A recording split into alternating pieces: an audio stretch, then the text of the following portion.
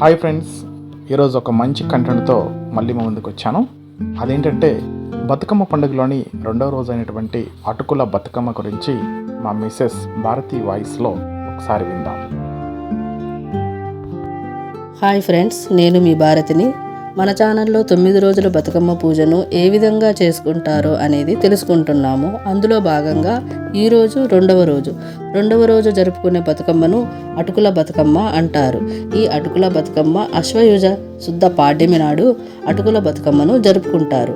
ముఖ్యంగా ఈ బతుకమ్మను చిన్నపిల్లలు పేరుస్తుంటారు అని మన పెద్దలు చెప్తారు. చిన్నపిల్లలు అనగా అందరి ఇళ్ళల్లో ఉండే అమ్మాయిలు 10 years లోపు వాళ్ళు పేరిస్తే బాగుంటుంది.